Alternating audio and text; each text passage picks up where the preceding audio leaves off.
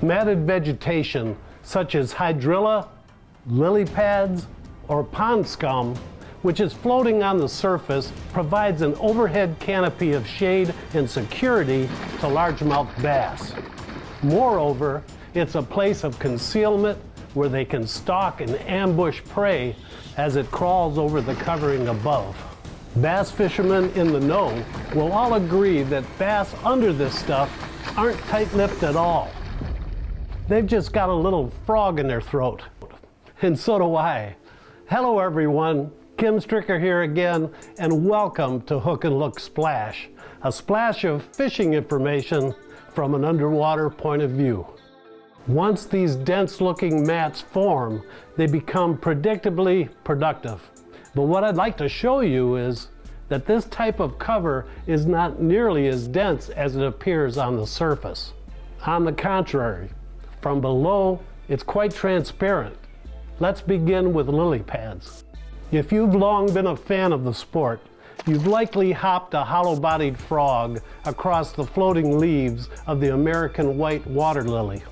Bass hiding beneath the lily pads sense the sound and sporadic movement of the frog scurrying above.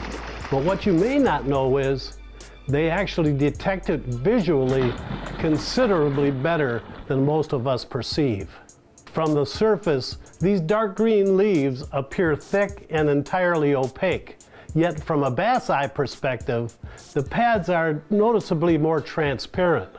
So not only can a bass spot the bait in the open pockets between, but they can also see the silhouette of the frog through the pads and precisely follow it along, typically waiting to blow up on it when it reaches an open pocket. But again, understand that the pads are transparent and work your frog accordingly, knowing the bass are visually honing in on it. Now let's take a look at matted hydrilla. Those of you that have fished places like Guntersville or Lake Chickamauga in the past know that when these floating mats are present, they are legendary for harboring big bass. And as with the lily pads, our underwater surveillance here proved that these mats are not nearly as dense as they appear from the surface either. When looking towards the surface, the bass can easily detect the frog's movement as well as pauses in this stuff. Therefore, the blow-up can occur anywhere. No doubt it's an exciting way to fish, but in addition to comprehending the transparency of the mat, we learned much more underwater in regard to how the bass relate to the hydrilla flats. So hold your breath, pinch your nose. We're going back down for a thorough look.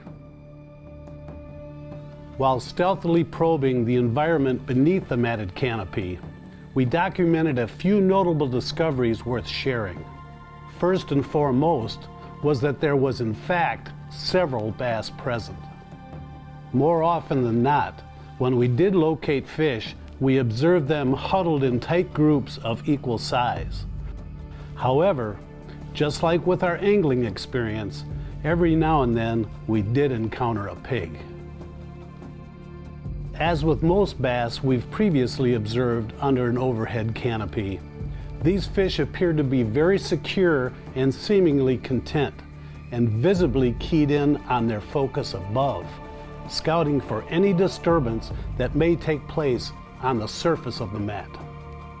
When they did move, they would leisurely roam not a great distance, but circling back and forth within a close proximity, most likely stalking an easy meal. Bluegill appeared to be the most abundant food source beneath the mat, accompanied by the occasional gizzard shad. Groups of red-ear sunfish, more commonly referred to as shell crackers, inhabited the productive areas as well. This popular panfish spends most of its time meandering along the lake bottom, seeking and cracking open snails and other shelled creatures. We even came upon a slab crappie or two right in the mix. Point is, when you find a productive area, it's collectively alive with activity. Our surveillance confirmed that the productive areas were primarily the open pockets between the mat, where the hydrilla had mostly died out, leaving only sparse remnants of vegetation and a less cluttered environment for the bass. And the same pattern holds true here in Michigan when a grass mat is blanketed by pond scum. Here's my son Danny.